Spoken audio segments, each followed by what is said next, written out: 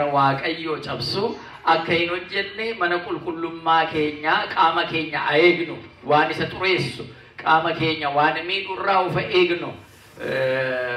qaamni keenya yoo miidhame mana qulqullummaa waaqayyooti qaamni keenya kuniyyuu irraa of eeguu qabna amma iddoo tokko tokkotti namoonni of ajjeesanu dawaa ammamtaa kennameef caala liqimsanii kan of ajjeesanu kan of fudhanu kanu dhanna isaanii miidhanu namoonni baay'een jiru kun barbaachisaa miti akka kiristaanaatti jechuudha qaamni kun abbaa qaba waaqayyo takkanaan nu uume gati ta'eefi mana waaqayyooti qaama keessan hin miidhina yeroo xooma keessanis immoo fuula keessan dibadhaa mataa keessan niqadhaa nuun jedha of akkan ganne waan dhoksaadhaan xoomnu kana waaqayyo fuulduratti akka nuu kaffaluuf jechuudha maqdasa waaqayyo kan jedhamu mana qulqullummaa waaqayyo isa jedhamu dhanna keenya eegnu akkasumas immoo manni kiristaanaa amma jalqabne fayyisa addunyaa moral responsibility guddaa qabna itti gaafatamummaa guddaa qabna amma isa kan biraa qeeqnu isa kan biraa waan akkanaa keessa jira isa jennee qeeqnu ala kan keenya immoo ijaarrannu inni kun bu'uura gaarii irratti akka ijaaramu bu'uura amma irra qabannee jirru kanaaf wal hubannoo iftoominaan akka ijaaramu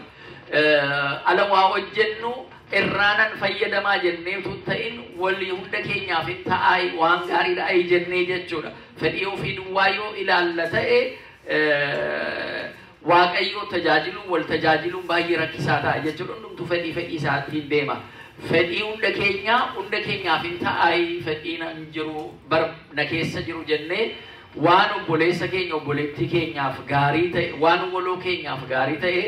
akka hojjennu waaqayyo nu gargaaru isa kana inni guddaan jechuudha kanarraan kan hafe mana isaa waaqayyoon sirreeffata waan badee jiru baay'ee sirreeffata inni biraa sirna jijjiirame nutti agarsiisa inni oolaadhaan jibicha harkisuudhaan oolaa harkisuudhaan gugeefaa qabatanii mana waaqayyoo dhufanii dhiiga isaaniitiin facaafamanii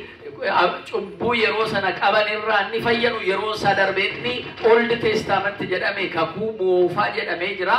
isaan booda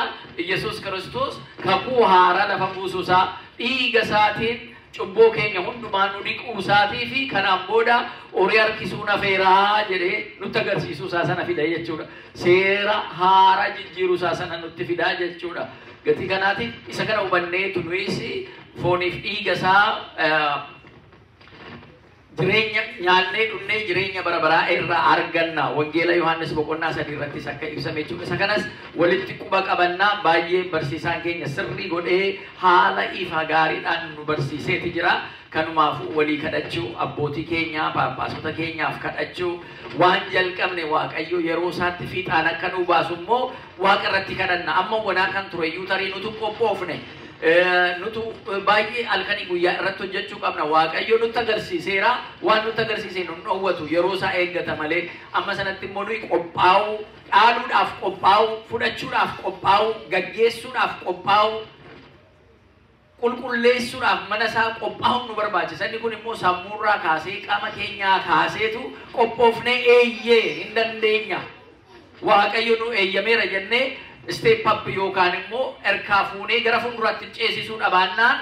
isuma sana duwwaa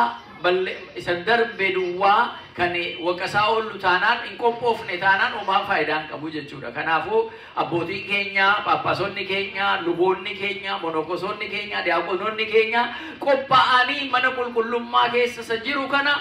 gara fuulduraatti akka ceesisan waan xuraa'aa waan ta'uu malle keessa akka baasan waaqayyo nu gargaaru isa kana nuyis qooda keessatti fudhachuu kan nu barbaachisu egaa maatiiwwan waaqayyo akka rasitti walitti qabamne waaqayyo dhufaatii isaa lammataa mootummaa isaa keessatti hunda keenya walitti nu qabu hundumti keenya kadhannaa xumuraatiif wal